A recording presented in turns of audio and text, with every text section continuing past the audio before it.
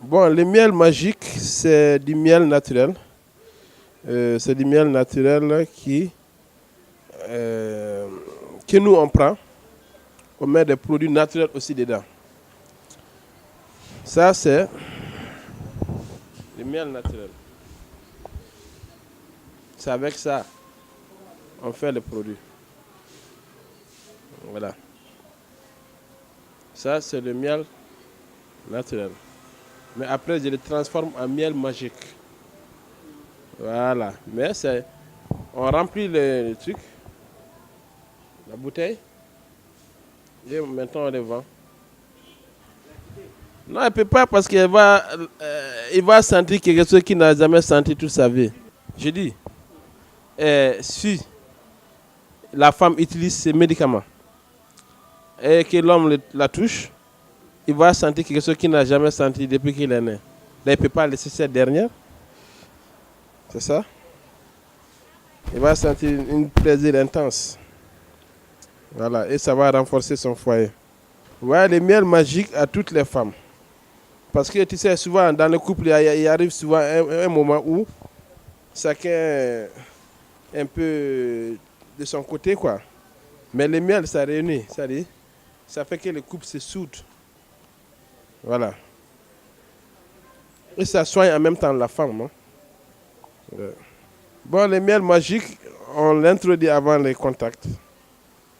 La femme l'introduit avant les contacts. L'homme même peut surprendre aussi la femme avec. Et même l'homme aussi peut l'utiliser. Et c'est possible pour d'autres fantasmes aussi. La conséquence, c'est le foyer bien fait, foyer réuni et tout va bien. C'est ça la conséquence, sinon il n'y a pas de conséquences.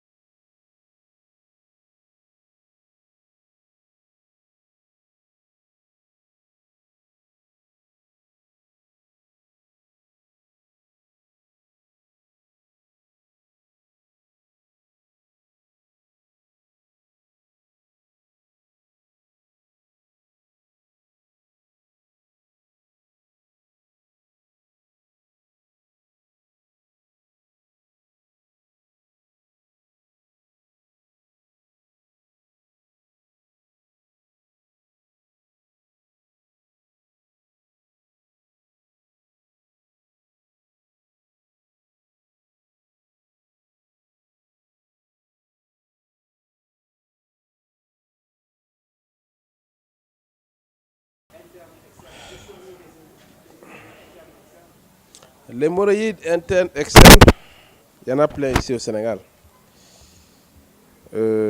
C'est dit manger comme le riz, la viande, du lait.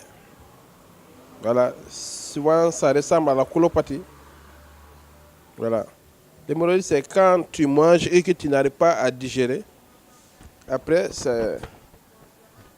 as des difficultés à faire sortir. Quelque chose qui n'est pas digéré, c'est difficile à faire sortir.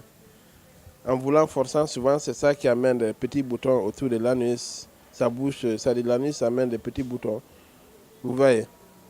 Ces boutons, tant que l'hémorroïde interne n'est pas soigné, l'externe ne pourra pas guérir. Donc, il faut soigner l'intérieur, hémorroïde interne et externe. C'est pour ça qu'on dit, on écrit toujours interne, externe. Tu soignes intérieurement avant de soigner pour l'extérieur. Voilà. Et ça affaiblit aussi l'homme. Ça amène beaucoup de maladies. Parce qu'imagine, tu manges et que tu n'arrives pas à te libérer. C'est difficile. Ça amène beaucoup de maladies. C'est ça qui amène les faiblesses sexuelles. Ça amène trop de maux de tête, des bouffées de chaleur, de la fatigue.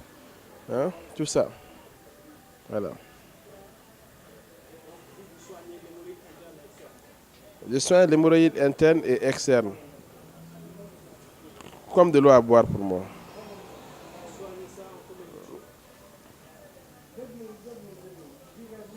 Si je dis 24 heures, ça va vous paraître un peu tôt, mais pas de problème.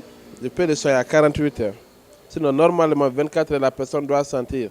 Parce que s'il prend les médicaments matin et soir, c'est même il doit sentir quelque chose de bon. Voilà, mais pour ne pas exagérer, je dis que je soigne en 48 heures. Voilà. À 100%. Quelqu'un qui soigne les maux des dents à 5 francs. Donc, pour soigner l'hémorroïde, le traitement, c'est si c'est les deux traitements qui coûtent à 10 000, ça fait 20 000 les traitements. Quelqu'un qui soigne l'hémorroïde interne, externe, à 20 000 francs et qui soigne les maux des dents à 5 francs. D'accord, il faut voir.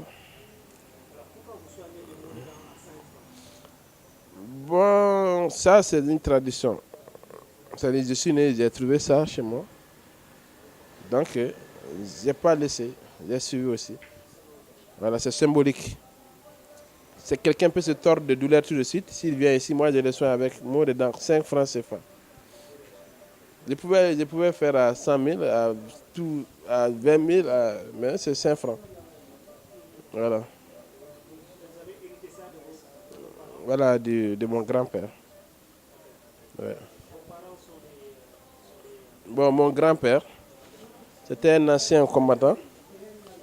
Après, il s'est converti dans le métier. Il est devenu praticien. Parce que lui aussi, son papa faisait le même métier. Donc après, dans la famille, c'est moi seul qui a pris cette voie-là. J'ai abandonné l'école depuis bas âge et j'ai continué avec le métier de mon grand-père parce que tous ces trucs étaient gardés dans ma chambre, tout. Voilà, donc j'avais l'amour de ce métier et vraiment ça va quoi. Je remercie le bon Dieu.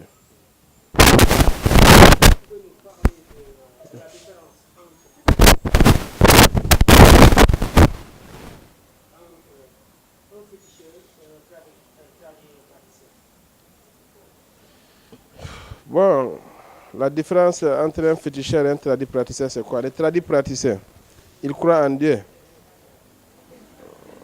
Le féticheur, c'est quelqu'un qui ne croit pas en Dieu. Ou bien il peut croire en Dieu et refuser ce que Dieu nous a recommandé. Voilà, et ils peuvent soigner. Le féticheur, c'est quelqu'un qui peut soigner, qui a des dons, mais il n'a pas eu ça sur la bonne voie. Il a eu ça sur la voie du Satan. Voilà, parce qu'il faut qu'il parle mal de Dieu, il faut qu'il égorde les trucs bizarrement, il fait des trucs bizarres pour pouvoir avoir sa connaissance. Le tradipraticien, c'est quelqu'un qui part étudier ça dans la brousse. C'est une étude. Voilà, c'est une étude. Donc, dans ces études là-bas, dans la brousse, il peut connaître des secrets mystérieux dans la brousse. Tout ça, ça se métamorphose et ça devient quelque chose de mystique. Voilà. Mais le féticheur, c'est quelqu'un qui ne croit pas en Dieu. Voilà. Et nous, moi je suis tradipraticien, ce n'est pas un féticheur, je suis un musulman. Voilà. Jamais de la vie. Il y a beaucoup de gens avant qui croyaient que j'étais féticheur auparavant. Quand j'étais nouveau à Dakar, je mettais des habits bizarres, mais ça n'a rien à voir avec être musulman ou être un féticheur. Ce n'est pas l'habit qui fait la personne. Voilà. Mystiquement, les gens qui viennent ici, quelles sont leurs sollicitations?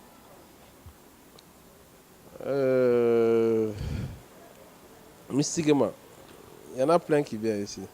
Et ils sont bien contents. Ils veulent devenir président?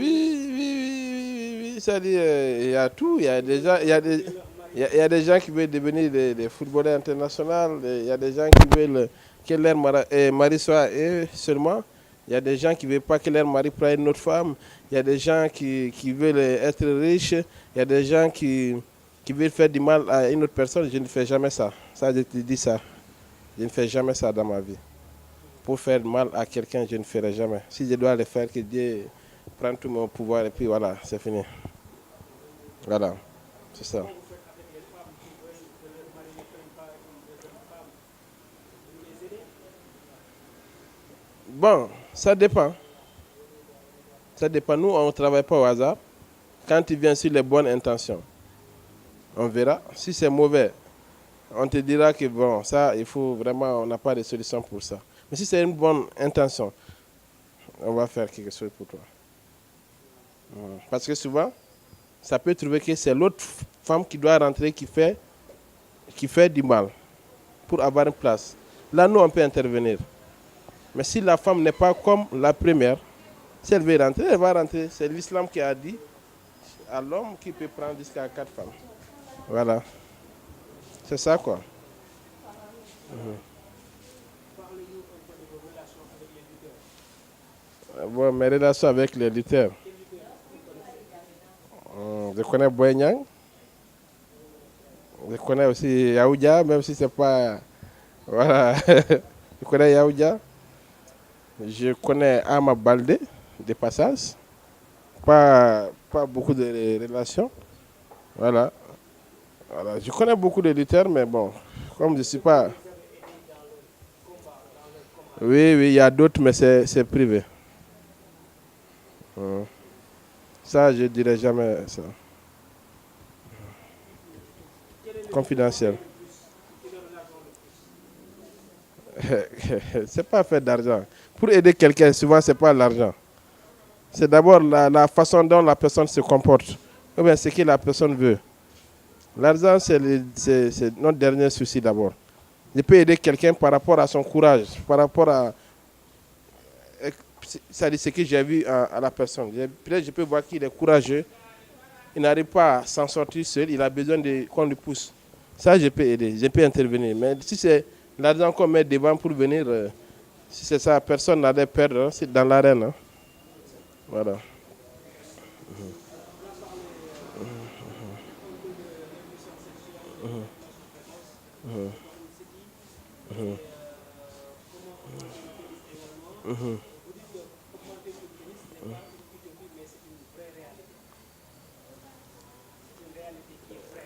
C'est vrai, vrai, vrai, vrai, même à 100%.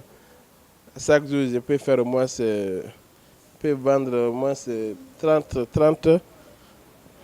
pots de ça. 30, c'est le minimum. Minimum quoi, en bas.